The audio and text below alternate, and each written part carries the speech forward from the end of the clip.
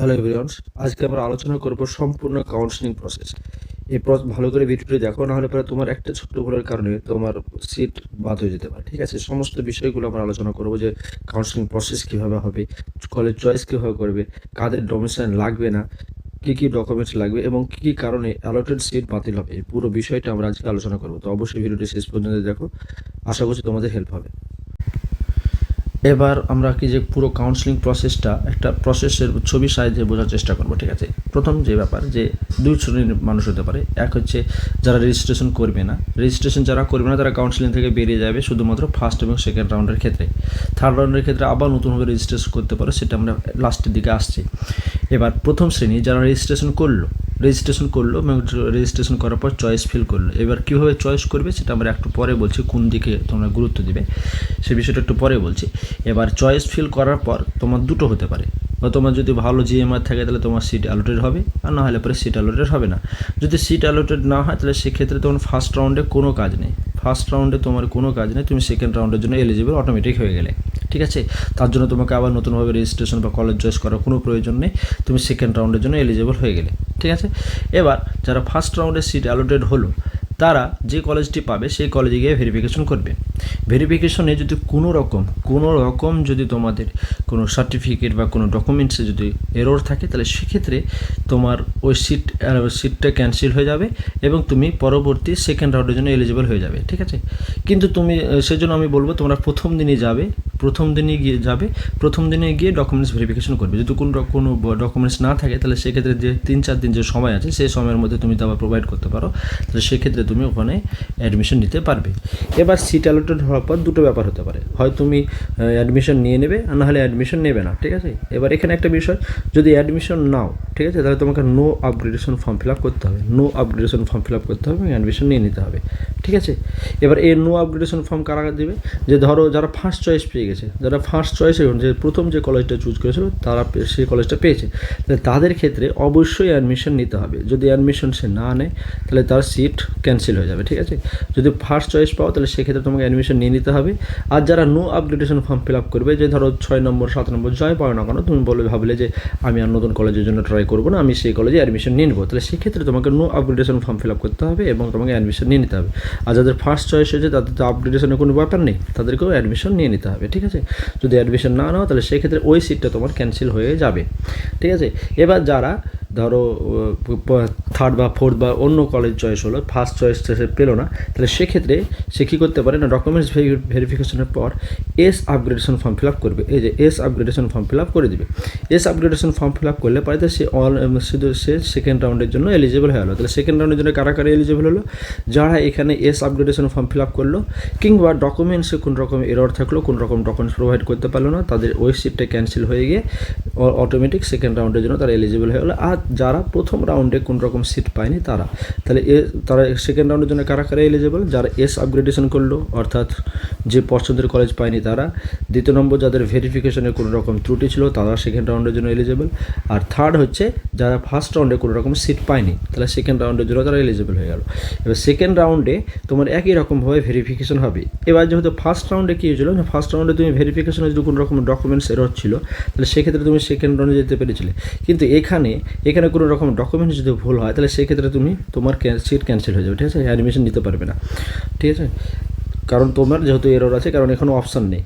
এবার সেকেন্ড রাউন্ডে তোমাকে অ্যাডমিশন নিতেই হবে, না নিলে পরে তোমার যে সিটটা ছিল সেই সিটটা ক্যান্সেল হয়ে গেলো। আমরা পরবর্তীতে অবশ্যই আলোচনা করবো যে সেকেন্ড রাউন্ড থার্ড রাউন্ডে কারা এলিজিবল। ঠিক আছে, এবার থার্ড রাউন্ডে কারা এলিজিবল দেখো, এখানে যারা ডকুমেন্টস ভেরিফিকেশন সেকেন্ড রাউন্ডে ডকুমেন্টস ভেরিফিকেশনে যাদের এরর হয়ে গেলো তারা কিন্তু ক্যান্সেল, তাদের কোনো অপশান আর নেই। কারণ ফার্স্ট রাউন্ডের ক্ষেত্রে ভেরিফিকেশনে তোমার এরর থাকলেও পরে তুমি সেকেন্ড রাউন্ডে কোনো একটা সিট পেয়ে যাচ্ছিলে, কিন্তু থার্ড রাউন্ডের জন্য তোমার এখানে যদি কোনো ডকুমেন্টস ভেরিফিকেশন না হয়, ঠিকঠাক যদি কোনো ডকুমেন্টস প্রোভাইড না করতে পারো, তাহলে সেক্ষেত্রে তোমার থার্ড রাউন্ডে কোনো অপশান নেই, তুমি বাদ। ঠিক আছে, এখানে খুবই গুরুত্বপূর্ণ বিষয়, ওই জন্য ডকুমেন্টস তোমাকে খুবই গুরুত্বপূর্ণ সহকারে অ্যারেঞ্জ করতে হবে। ঠিক আছে, যদি কোনো রকমের ডকুমেন্টস এরর থাকে সেকেন্ড রাউন্ডের পর তুমি আর এলিজিবল নও। এবার থার্ড রাউন্ডের জন্য যারা এই যে তোমার রেজিস্ট্রেশন করেনি তারা নতুনভাবে রেজিস্ট্রেশন করবে, চয়েস ফিল করবে। ঠিক আছে, তারপরে যারা ফার্স্ট রাউন্ড এবং সেকেন্ড রাউন্ডে কোনো রকমের সিট পায়নি তারা থার্ড রাউন্ডের জন্য এলিজিবল।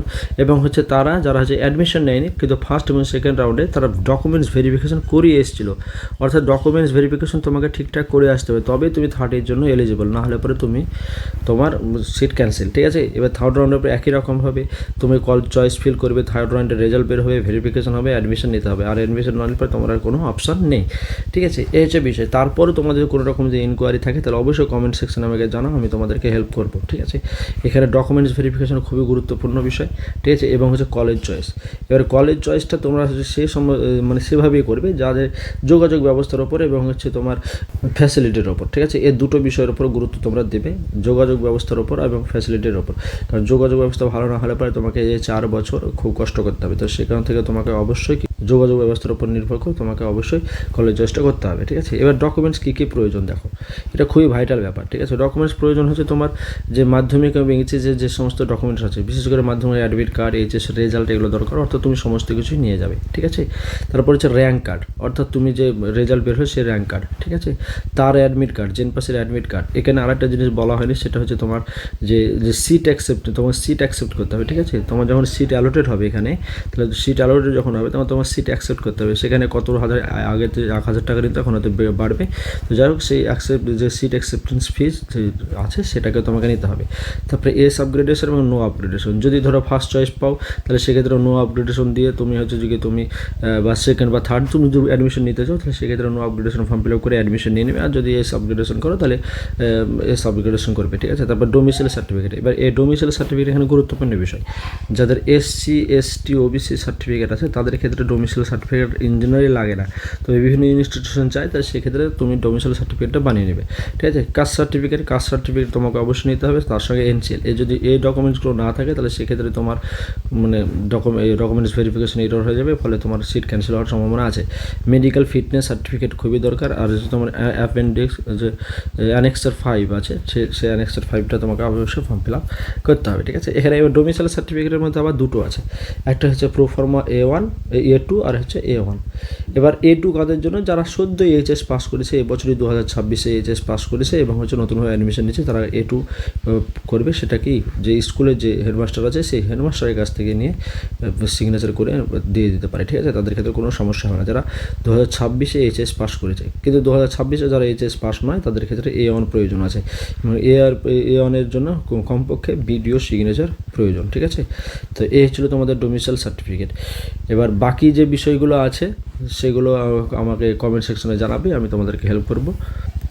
এবার এখানে দেখো যে রেজিস্ট্রেশন কোন তারিখ থেকে হবে। 6 তারিখ থেকে নিয়ে 10 তারিখ পর্যন্ত তুমি রেজিস্ট্রেশন এবং হচ্ছে যে তুমি কলেজ চয়েস করতে পারো। তারপরে 6 থেকে 10 তারিখের মধ্যেই তোমাকে হয়তো লক করতে হবে, যে তুমি যে চয়েস করেছো সেটা লক করে দিতে হবে। তারপরে ফার্স্ট রাউন্ডের সিট রেজাল্ট হবে, সেটা হচ্ছে 12 তারিখে। 12 তারিখে রেজাল্ট হওয়ার পর তোমাকে সিট অ্যাকসেপ্টেন্স ফিস দিতে হবে, যে কত টাকা লাগবে সেটা। যদি তুমি আপগ্রেডেশন চয়েস, মানে একই কথা বললাম, যদি ডকুমেন্টস ভেরিফিকেশন করবে, তুমি যদি প্রথম চয়েস না পাও তাহলে সেক্ষেত্রে এস আপগ্রেডেশন তুমি ফর্ম ফিল আপ করতে পারো, ঠিক আছে। তারপরে এভাবে সমস্ত প্রসেস হবে।